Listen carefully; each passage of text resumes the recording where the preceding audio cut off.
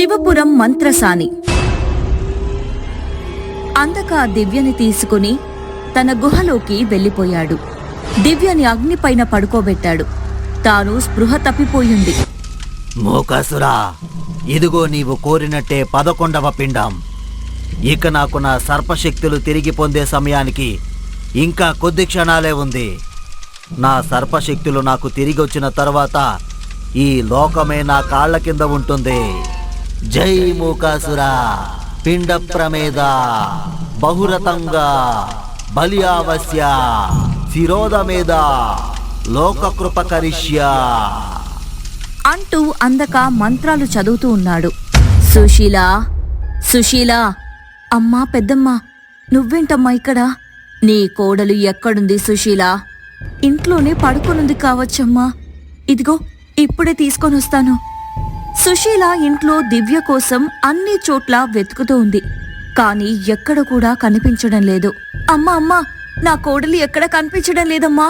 నా కాళ్ళు చేతులు ఆడటం లేదు. ఇప్పుడేం చెయ్యాలి? నువ్వేమీ భయపడకు. నీ కోడల్ని కాపాడి తీసుకువచ్చే బాధ్యత నాది. నీ కోడలు ధరించిన చీర ఏదైనా ఉంటే తీసుకొనిరా. ఇదిగో ఇప్పుడే తీసుకొనొస్తానమ్మా. ఇదిగో అమ్మా, ఇది నా కోడలు దివ్య చీర.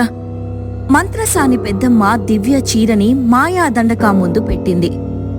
దండకా, ఇదిగో ఈ వాసన పసిగట్టి ఆ అమ్మాయి జాడ తెలుపువో. దండకమా చీర వాసన చూడగానే తనకి అందకా ముందు అగ్నిలో పడుకున్న దివ్య కనిపించింది. పెద్దమ్మా, దివ్య చాలా ప్రమాదంలో ఉంది. మనం త్వరగా అక్కడికి వెళ్ళాలి. మిత్రా మీద కూర్చొని ఉండగా మాయా దండకం గాలిలో ముందు వెళ్తూ ఉండగా దాని వెనుక మిత్రా పైన కూర్చొని పెద్దమ్మ వెళ్తూ ఉంది. త్వరగా వెళ్ళు మిత్రా. అలాగే పెద్దమ్మా, ఇప్పుడు చూడు నా వాయువేగం. మూకాసురా, రా, వచ్చి నీ బలి తీసుకో. 6 మాసాల పిండం నీకు ఆహారంగా మారడానికి సిద్ధంగా ఉంది. అందకా పిలువగానే ముకాసురుడు విగ్రహం నుండి మాయా రూపంలో బయటికి వచ్చాడు. అందుకో, నీ శక్తుల కోసం నీవు చేస్తున్న ఈ బలిదానాలు నేటితో పూర్తయ్యాయి. నీవు పోగొట్టుకున్న సర్పశక్తులన్నీ తిరిగి మళ్లీ పొందుతావు. ముకాసురుడు వాయు రూపంలో దివ్య గర్భం లోపలికి వెళ్ళగా గర్భం చుట్టూ మంత్రసాని పెద్దమ్మ రక్తబీజ వేసిన నీలిరంగు ఊచి ఉండడం వలన అది ముకాసురుణ్ణి ఒక్కసారిగా బయటికి వెలగొట్టింది. ఏంటి మూకాసురా, ఏం జరిగింది? అందకా, నాకు తెలియని ఏదో శక్తి ఆ పిండాన్ని రక్షిస్తూ ఉంది. ఆ రక్షణ కవచం తొలగిస్తేనే నేను ఆ పిండాన్ని స్వీకరించగలను. ఆ రక్షణ కవచాన్ని ఎలా తొలగించాలి? అది కేవలం రక్తబీజ వలనే అవుతుంది. రక్తబీజ ఎక్కడా? తెలీదు మూకాసురా, నా మాయాపటంలో ఎక్కడా కూడా రక్తబీజ కనబడడం లేదు. రక్తబీజ పంజరంలో బంధించబడి ఉంది. ఆ పంజరం మంత్రసాని పెద్దమ్మ దగ్గరుంది. రక్తబీజ పెద్దమ్మకి తెలియకుండా పంజరంలో నుండి తన చిన్న రెక్కని తీసి మంత్రించి బయటికి విసిరింది. ఆ రెక్క అదృశ్యమైపోయి మళ్లీ అందకా ముందు ప్రత్యక్షమయ్యింది. రక్తబీజ, ఎక్కడున్నావు? ఏమైంది నీకు? గురువా, మీరు చేస్తున్న ఈ గొప్ప పనికి ఆటంకం రాబోతోంది. మంత్రసాని పెద్దమ్మ నన్ను బంధించి మీ విషయాలన్నీ తెలుసుకుంది. ఇప్పుడు మీ వద్దకే వస్తుంది. మూకాసురా, అసలు ఎవరు ఈ మంత్రసాని పెద్దమ్మ? రానివ్వు దాన్ని ఇక్కడికి. దానిని కూడా నీకు బలిస్తాను. అది అంత తేలికైన విషయం కాదు అందక. తను పన్నిన వలయం ఛేదించటం నా వల్లనే కాలేదు. ఒక పని చేయుము. ఈ అమ్మాయి బ్రతికి ఉన్నంతసేపు మాత్రమే ఆ వలయం శక్తి పనిచేస్తుంది. కాబట్టి ఆ వలయం నిర్వీర్యం అయిపోవాలి అంటే ఆమెను వధించాలి. త్వరగా ఆమెను వధించు. చాలా మంచి విషయం చెప్పావు మూకాసురా. ఇదిగో ఇప్పుడే ఆ అమ్మాయిని వధిస్తాను. అందక గొడ్డల్ని తీసుకుని దివ్యని వధించడానికి దివ్య దగ్గరికి వచ్చాడు.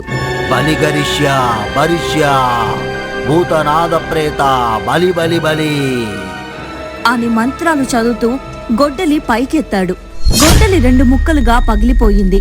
ఎదురుగా చూస్తే మిత్రా మీద మంత్రసాని పెద్దమ్మ ఒక చేతిలో మాయా దండకం, ఇంకో చేతిలో పంజరంలో ఉన్న రక్తబీజని పట్టుకొని ఉంది. ఓ, నీవేనా మంత్రసాని పెద్దమ్మా? నీకోసమే ఎదురు చూస్తున్నా.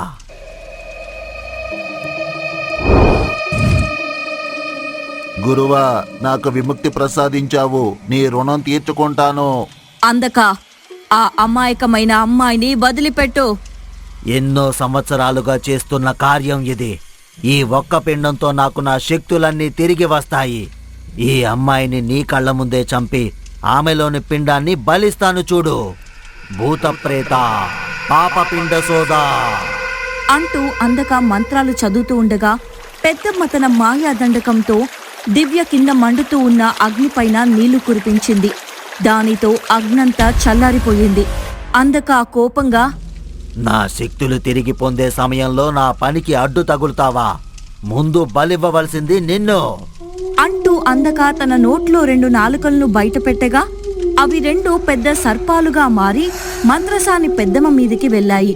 పెద్దమ్మ తన మాయాదండకంతో భూత నాశ భస్మం కవిష్య అంటూ మంత్రాలు చదవగా ఆ 2 సర్పాలు కాలిపోయాయి.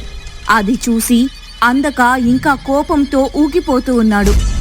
మిత్రా, నువ్వు ముందు ఇక్కడి నుండి దివ్యాన్ని తీసుకొని వెళ్ళు. అలాగే పెద్దమ్మా. అందక ఇక నీ పాపం పండింది. పెద్దమ్మ తన మాయాదండకానికి ఉన్న కన్ను నుండి మంటలు రప్పిస్తూ అక్కడున్న అన్నిటినీ తగలబెడుతూ ఉంది. పెద్దమ్మా, నిన్ను చంపేస్తా. అందక ఆ మంటల్లోకి వెళ్తూ ఉంటే రక్తబీజ ఆదుకొని, గురువా, ఈ పెద్దమ్మతో పోరాడే శక్తులు ఇప్పుడు మన దగ్గర లేవు. పద, వెళ్ళిపోయి శక్తులు సంపాదించుకుని తిరిగి వద్దాం.